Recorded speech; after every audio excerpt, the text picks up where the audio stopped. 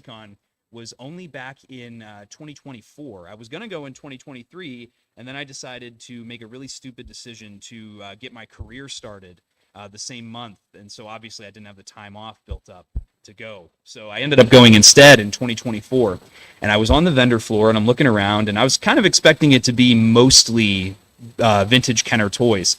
And then I saw this one booth that had all these Clone Wars figures, and suddenly I was transported back. If you watch my channel, then you've definitely heard the story 1,000 times over. But back in 2008, I saw my first Star Wars movie, and it was, of all the movies, the animated Clone Wars movie. By no means is that movie considered the best Star Wars movie or even the most watchable Star Wars movie. But for me, as a 7-year-old going and seeing that movie, that was such a special experience. And I was totally enamored with Star Wars, more so than I had ever been in my very young life. And I remember right after we saw the movie in the theater, my dad took me, my sister, and my cousin, who he'd brought to the movie, to our Target across the street. And I saw on the shelves just walls and walls of pegs of Star Wars toys. And I picked out a Captain Rex Star Wars action figure. And then transport me 20 years later almost, I have Captain Rex's J-Guys tattooed on my left shoulder here. So that's kind of shows how the passion for Star Wars can develop in something that, even as simple as the Clone Wars movie, has made me a lifelong fan, as opposed to those original 3 movies or even the prequel trilogy. And so when I got that first action figure, that is what I would argue, that moment is what made me a super fan of Star Wars, more so than even seeing the movie in the theater. It was getting that toy of that character that I got to watch on screen and I thought was super cool. And that is the shared experience that all generations of Star Wars fans have had, is playing with the toys, creating your own adventures outside of what you saw on screen. I also realized that I'm very lucky to have grown up in the age of social media and the age of watching video on demand and, recording things on cable back in the day, in VHS before that.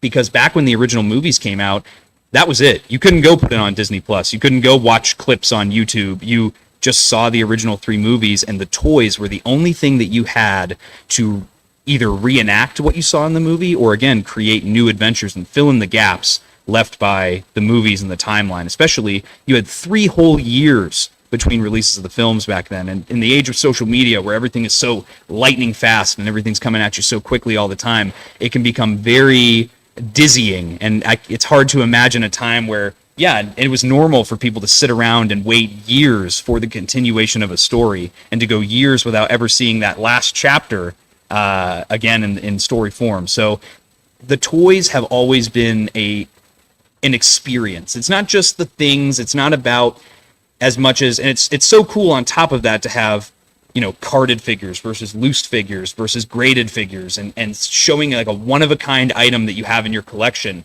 And there's a story behind all of it. These aren't just things. They're not just items with a price tag on them. Behind every single figure, behind every single card back, there is a story and an adventure that our inner children had. And going back to that, we're all very familiar with how, real life sucks. We have bills to pay. We have things to do. We lose family members. We get new family members. But you get transported back in time when you get that first experience of seeing that toy that you haven't seen since you were a child. And it could be loose. It could be beat up. It could be pristine. And that's different, varying degrees of how, no matter what situation we're in life, you could buy a $1 figure. You could buy a $1,000 figure. And it could still give you that same feeling and remind you of the passion as to why you became a Star Wars fan and why this IP and this community is so special. And I've been really happy to see how my generation has kind of taken the passing of the torch in a way, because the original trilogy generation now has kids that we're starting to get to the point. My dad was born in 77, or my dad was born in 74. He's probably looking at this right now saying, I wish I was born in 77. My mom was born in 77. So he grew up with the original 3 movies, and he has memorized every single line of all 3 of the movies. You could have the movies on mute, and he could sit there and recite exactly how every single character says every single line of those first 3 films. That's a kind of super fan that my dad was. And I tell most people, he's probably one of the only people in the world that I would say is a bigger Star Wars fan than I am, because I can't recite an entire movie, let alone 3. So growing up in that, there's that passing of the torch. Now I'm in my 20s, and I'm about my dad's age when he had me, and now I have the disposable income, and I have plenty of friends. There's these two losers sitting in the audience over here that are two of my friends. We're all of similar age. We all grew up with the same Star Wars, and we have become so enamored by the collecting aspect. And when we talk about the figures that we're picking up, when we see those figures, it's not going to be the same kinds of characters that the original trilogy generation has an attachment to, but it's kind of funny how the characters are equally as obscure. For the original trilogy generation, people are enamored by Yak Face or Hammerhead or Squid Face, and you guys know all the real names of the characters, Tessic and Moman Nadan, and that's how we are with Clone Troopers, with the repainted Clone Troopers from the Clone Wars. Oh yeah, that's Commander Stone, that's Denal, that's Buzz, that's Draw, and people look at you like you got 5 heads, like, how do you even know that? But for me, it's an instantaneous, I see it and I recognize it, and that's another thing that we share in this generation. So I was talking about briefly before, I had gone to my first ICCC in 2024, and I saw this booth run by the great Daryl DePriest, who I hadn't met at the time, and now I can call a personal friend. He had all these Clone Wars figures that he was looking to get rid of, and he chose to go, for whatever reason, to that particular year for ICCCon to get rid of those figures. And here come me and my friends. We're all coming in, hooting and hollering and recording, and look at all these figures, look at all this, look at all that. I haven't seen this in 15 years. And he has told me since then that in that moment, that was the first time that he had seen that thing that he had hoped for back in 2005 when he first started making Star Wars toys for Revenge of the Sith. That he hoped that in 20 years, the same thing would happen with the prequel Clone Wars generation that happened with the original trilogy generation, where we would come back after we've left college and had our fun and, maybe had too many drinks and, done some questionable things. Then we come back in our young adult lives, we get some jobs, and we look back to the simplicity of our childhoods. And Daryl said it's something that he calls the 20-year rule. And he said it was that theory that he's had for 20 years, and it came true almost exactly 20 years later in the form of the prequel Clone Wars generation, having that same passion for the same kinds of things that his generation had the passion for, whether it was G.I. Joe or Star Wars or Transformers, you name it. And that is something that I had hoped to see passed on to the next generation. And I was a little bit worried that it wouldn't happen in the age of, social media and digital media. Everything is on a screen. Nothing is tangible or physical. And then I took my little nephew, who's 6 years old, to go see The Mandalorian and Grogu on opening day. And similarly to the Clone Wars movie, was it the best thing I've ever seen? No, absolutely not. Was it the most amazing Star Wars that I've ever laid eyes on? In no way at all. But it was a fun story, and much like the Clone Wars movie, I would look over to my nephew, and my brother-in-law would be telling him, like, all right, you got to go to the bathroom. Like, come on, you're gonna wet yourself. Get to the bathroom. And he's staring at the screen. No, I'm okay, rocking back and forth in the chair. And in that moment, I saw myself when I was 7 years old watching the Clone Wars. And I went out to Walmart. Thankfully, they still make some kids' Star Wars toys. I found a Mandalorian and a Grogu, and I picked those up, and I grabbed the kids' version of those toys. I handed those to him. Maybe a week later, we all got together, I think, for Memorial Day. And I watched his face light up, and he was like unpacking them and figuring out how to fit the spear in Mando's hands and how to put the jetpack on his back. And oh, Grogu can go in the little hover pram, and oh, we can make him go around that way. And he had to make sure we were getting ready to leave, and we had to make sure he had all the pieces. And I saw myself in him in that moment, and I said, there is going to be another generation of Star Wars fans, and it is because of the same reason that I and so many others have become such big fans, and we maybe in vain defend the quality of the prequel trilogy, but it's ultimately because of that shared passion, and the toys are the catalyst for that shared passion. Now, if I believe I'm doing well on my time here, our surprise guest may be showing up in just a moment. Am I correct? Yeah? All right. So let's see, what kind of filler could I give you guys here? Well, let's put on an episode of The Bad Batch if we want to watch some filler, and we can get The Bad Batch going here, right? How do I feel about the HasLab Republic gunship? Well, I only did a 6-hour live stream about it, and I did a video about it. Yeah, I hated it. How many did I order? Well, I do call them the 7 deadly lats when they do show up. in September, hopefully. Hopefully they don't get pushed back. And number 8 is on the way because my good friend 212 Hunter, obligatory 212 Hunter mention if you watch the podcast, he decided to sell his whole collection. So I don't know what's up with that. He's not my friend anymore, but he did tell me that he's going to reserve one of those gunships for me. So yeah, that'll be 8, I believe. So we're going to do I have a big diorama plan. My dad and I are going to build, inspired by the big hollow table in Attack of the Clones, when all the Separatist leaders are looking at the Battle of Geonosis. We're going to build, I think we're going to do 8 foot by 6 foot, and we're going to build it with acrylic on top, do some little LEDs on the bottom so it can light up blue, and we'll have all the gunships on one side and some battle droids on the other, getting ready for the big battle. So we'll build, different environments on it and stuff, and that also is a huge thing with the generational thing of Star Wars. We all share it. Look how many families come to ICCCon every year. You get little kids of all ages. You get grandparents come with their families, and you get the opportunity to see that awe and wonder of the Star Wars toys and that shared generational play. Because I remember when my dad would play with my Star Wars toys, where we were playing with the Republic gunship or the ATTE or Jedi Starfighters, or maybe I think at one point we had Darth Vader's TIE Fighter, and that was one of the favorites of the bunch. And that was always core memories. My relationship with Star Wars is one of the cores of it, one of the pillars of it, is how I share it with my dad. And that is, it made our relationship so special, whether it's building Star Wars costumes for the 501st Legion, whether it's putting together different events and going out and trooping, or just, keeping an eye on the other guys in the 501st Legion, making sure they don't trip and fall, to building dioramas for, we have a question? What's up? A question? What's my grail piece in my collection? It's a one-of-a-kind item, and it is an autograph from Dave Filoni with a sketch of Captain Rex that was drawn in 2010 when my dad went to go meet him at his alma mater. We live 30 minutes away from Dave Filoni's alma mater, Edinburgh University in northwestern Pennsylvania. And Dave came out and did an alumni speech for all the animation majors.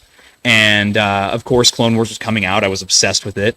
And I remember before my dad went to go meet him, he asked me, he said, "Tommy, if I get the chance to talk to him, do you have one question you would ask Dave?" And I said, "Yeah, will there ever be a Wookiee Jedi?" That for some reason was my question. And I know, and come to find out, Daryl DePriest told me that up until Gungi became a thing in the Clone Wars, that Wookiee Jedi were a no-no. You did not, it was one of 3 things George always had with Hasbro. Wookiee Jedi are a big no-no for whatever reason. And I remember, I think at the time, it would have been 2010, so they were on Season 3, working on Season 4 of the Clone Wars.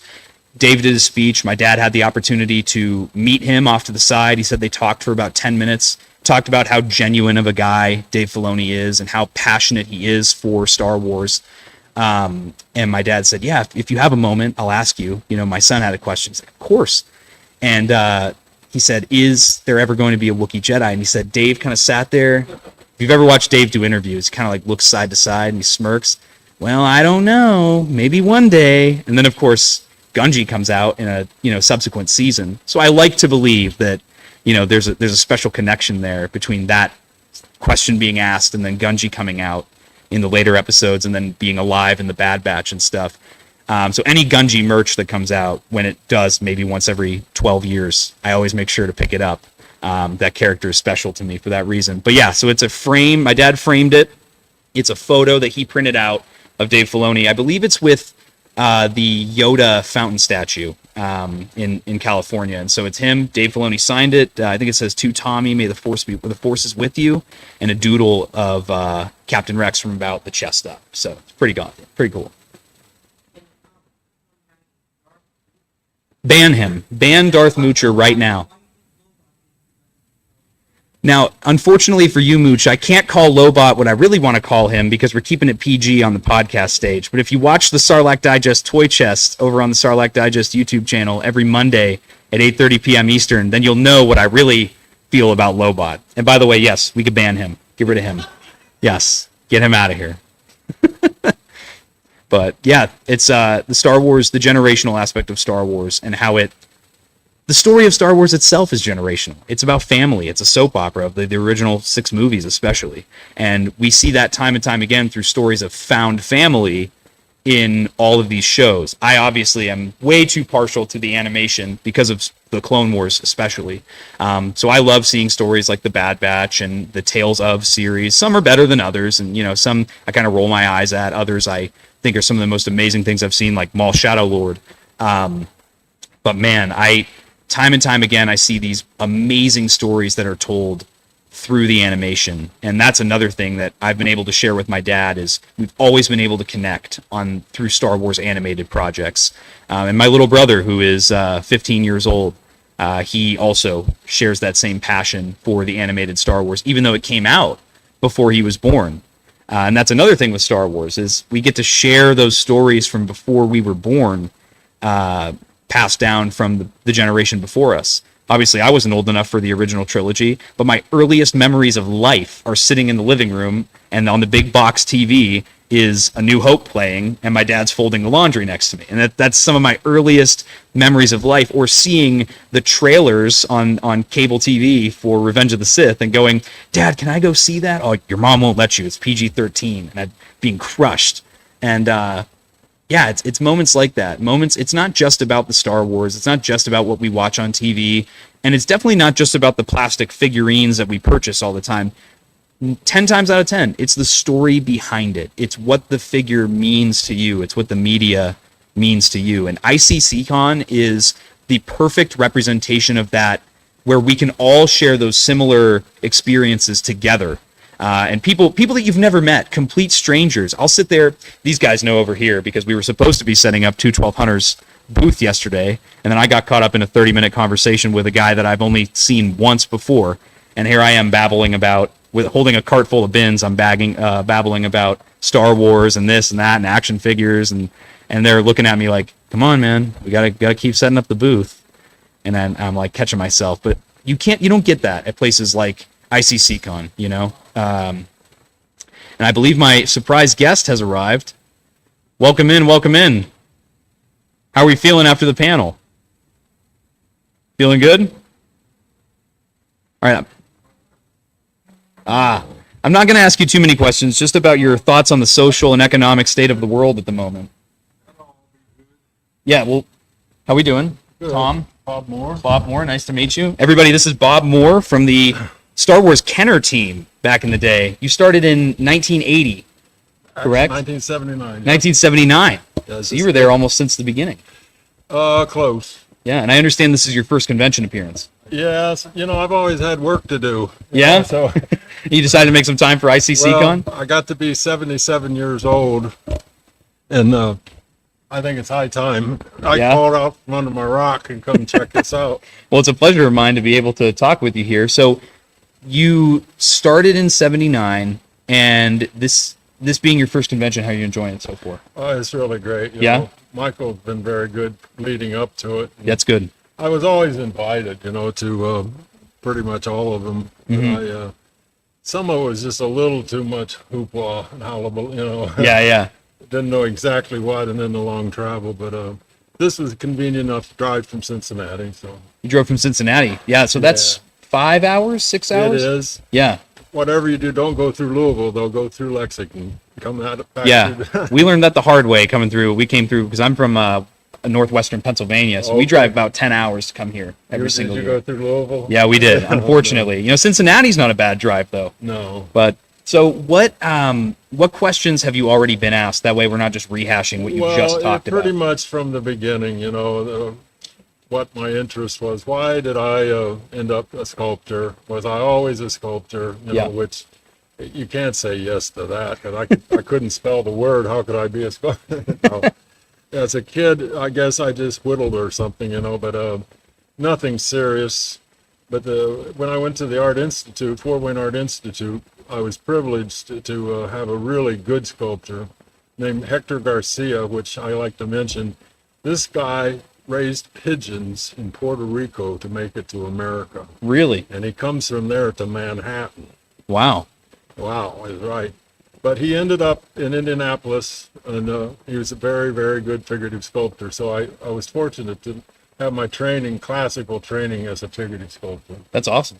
So that led, of course, to Star Wars help too. You know? Of course. Yeah. Yeah, honestly, some of your work are some of the most recognizable faces, or could we call them faces in the terms of aliens, in all of Star Wars toy history. You were the reason that the first generation of Star Wars fans got to have toys to play with that look so iconic and are instantly recognizable to this day. I appreciate your kind words. You know, I'd like to put a little shade, if I could, on my mentors. You know, of course.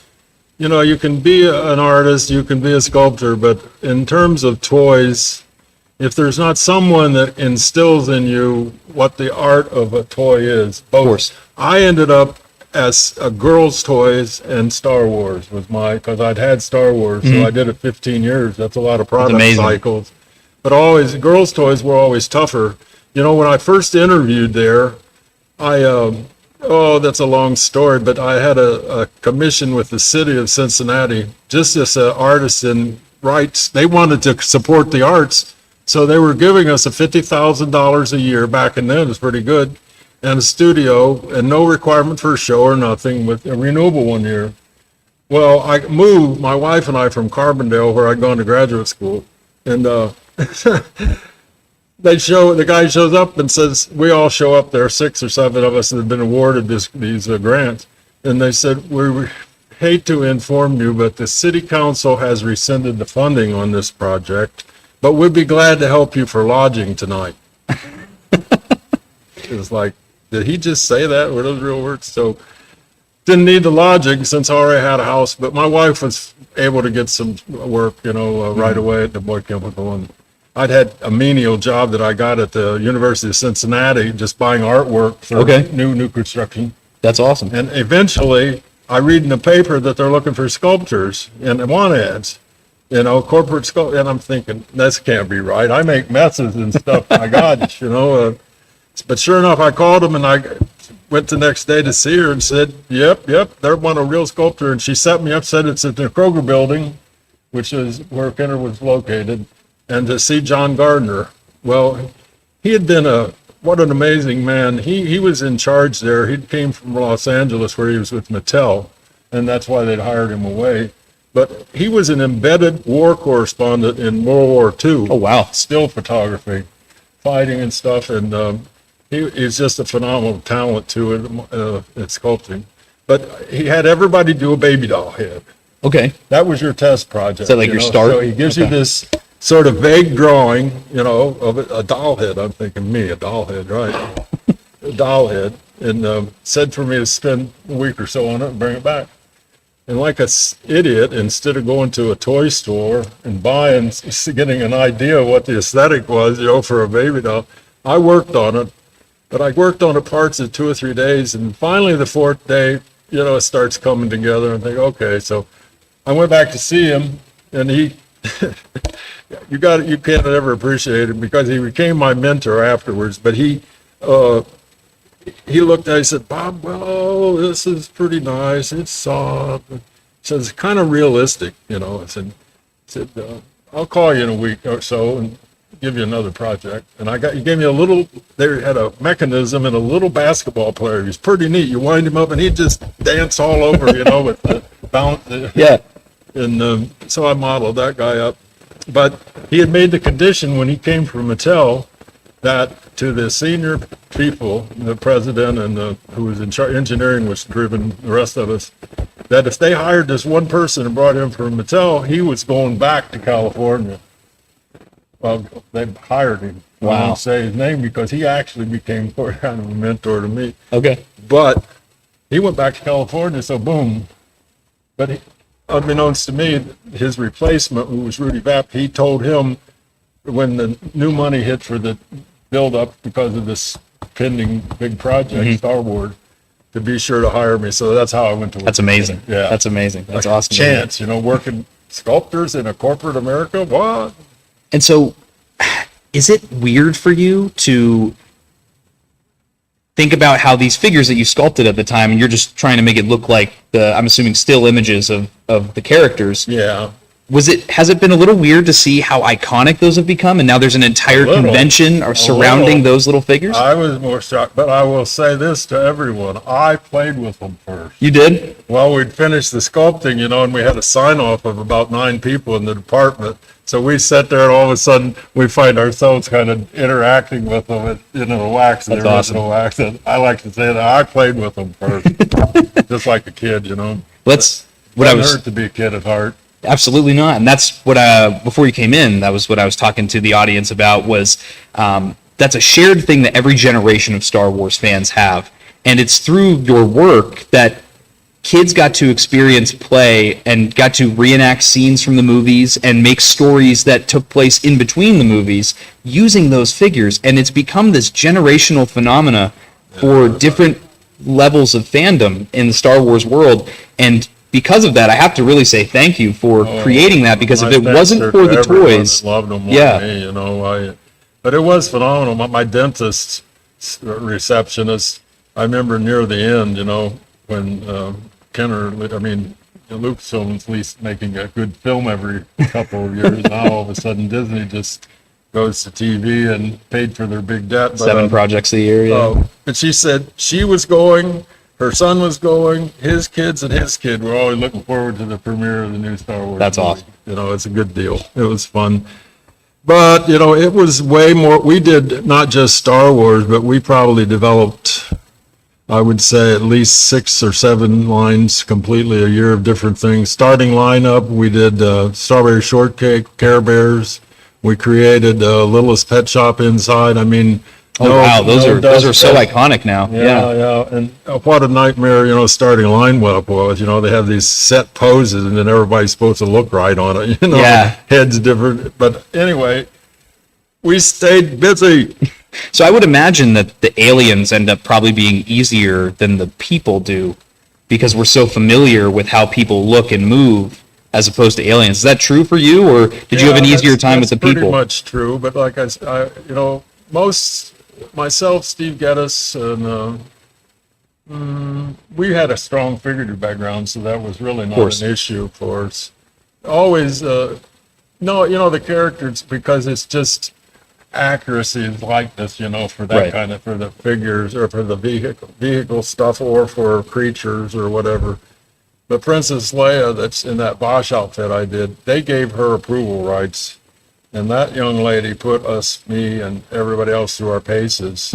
Really? I did my take on her, and she immediately no. Well, so anytime that would happen, which it rarely ever happened that anybody had the rights really to approve their own sculpting. But then it was given. It was given to Cindy Buchholz, which was the best doll sculptor. No. She did the head. Steve Geddes took his crack. No. And Steve was a great caricature artist. He loved, his work, cartoon work and stuff's amazing. So someone else, I think it was Nancy Flanagan, any 4 of us, no.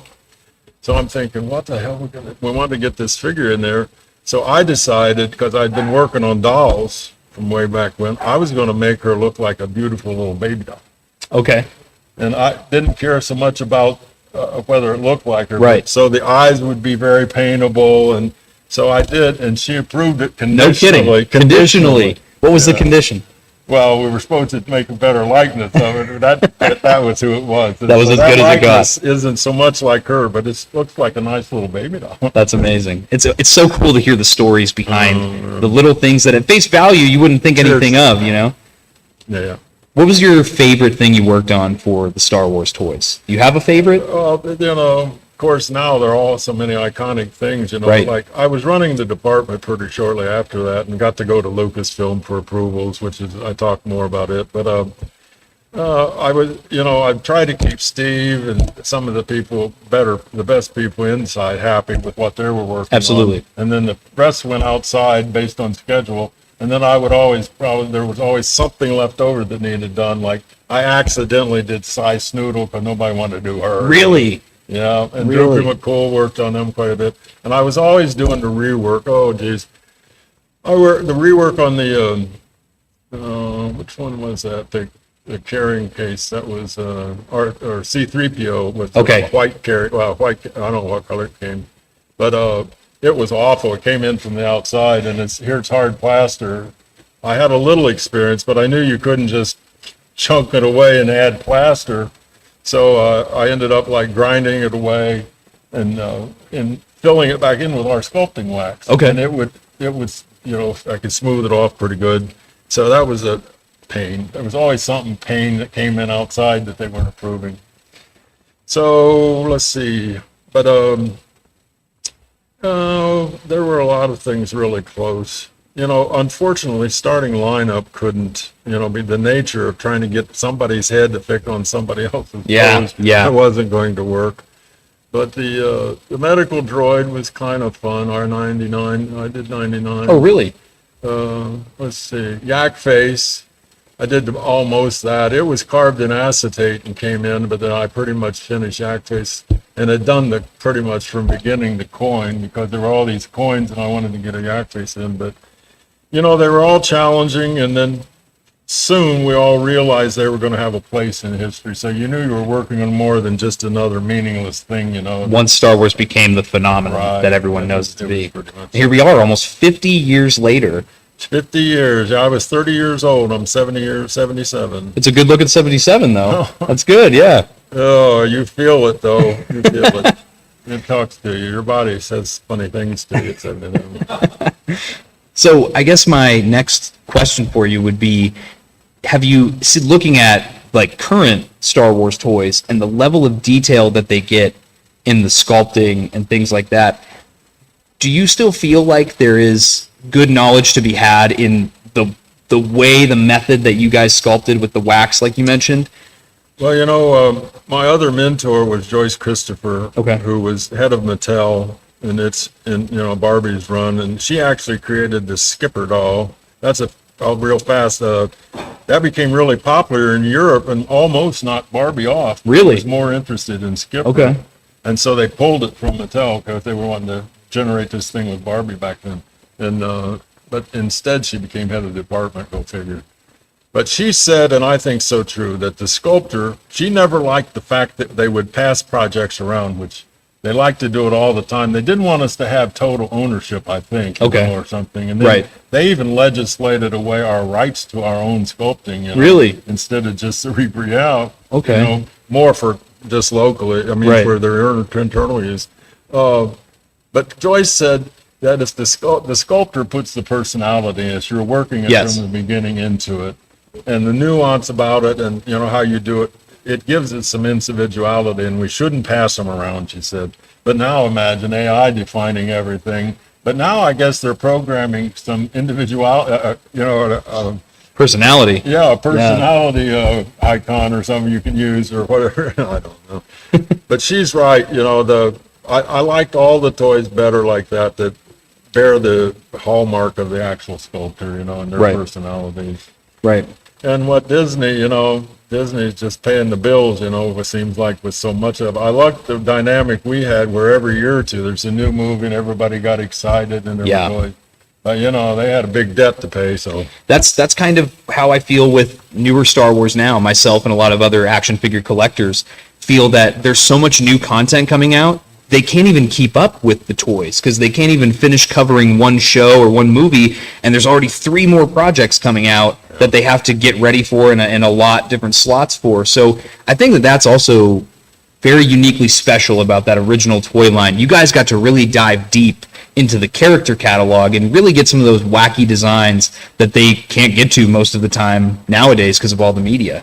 But having said that, our schedules were horrific too. We Were didn't they? near have what we wanted because, like I said, if you develop 10 lines, and then back in the day, toys only had a 1-year life. We produced from new products 70% Really? every year. Then nothing until Star Wars had any kind of life. And look at Star Wars had what, almost 10 years or something. Yeah, absolutely.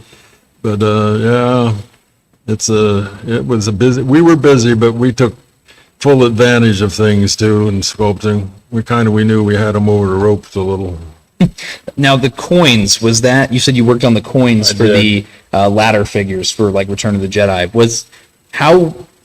was that put into place? Was that something that you guys came up Well, it with? became a senior marketing level. They got to thinking, well, we're doing their own size vehicles. We're going to have some kind of character interaction for kids to want to buy vehicles to work on their ships. You can't have a 3 3/4 guy on it's Right. so much out of scale. So the intention was more to have a little base on it so it could sit at different places at least. Okay. That's why there were bases in a static pose, downsized, so that they would fit in scale with the vehicle too. So, you could get 2 or 3 people on the bridge or something. Yeah, those are cool. So it was an intellectual decision on that end of it.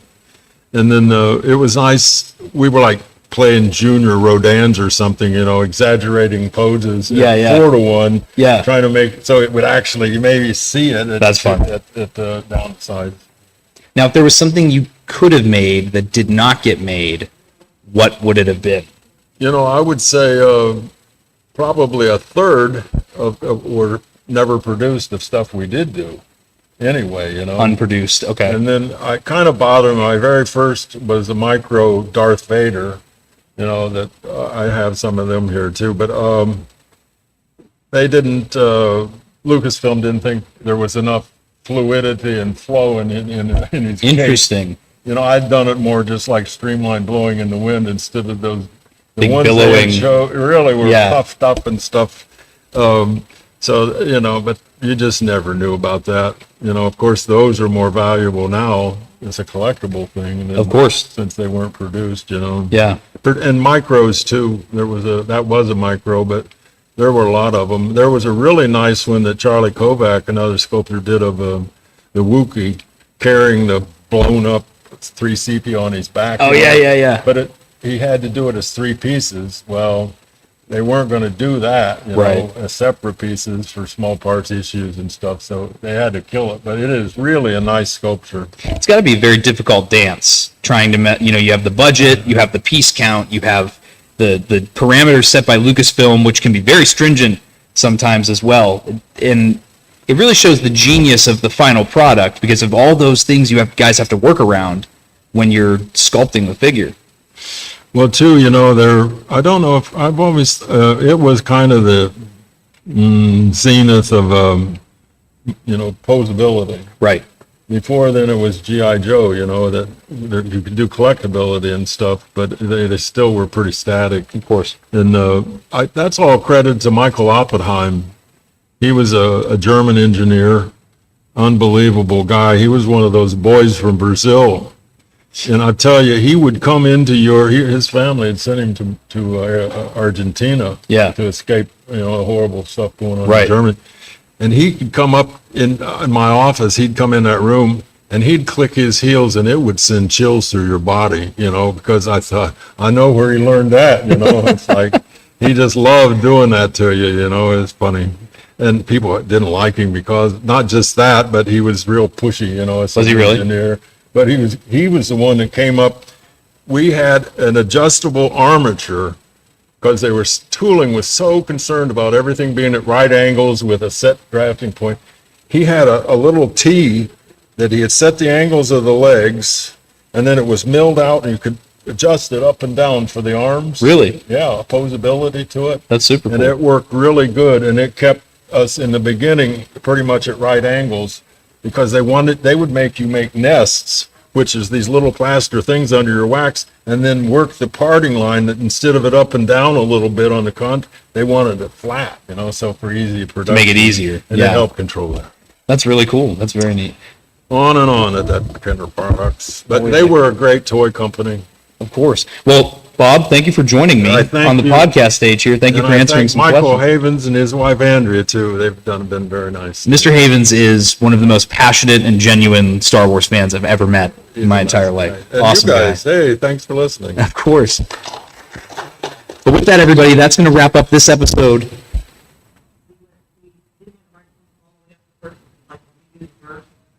Oh, yes, of course. Let me read you the verse. Of course, we did a Bible verse at the beginning of the show. That's what we usually do, so I'll give it to you guys again here. It is James chapter 1, verse 12. Blessed is a man who perseveres under trial. That is the one that we decided to go with for the Blitzcast number 84. Thank you, everybody, for watching.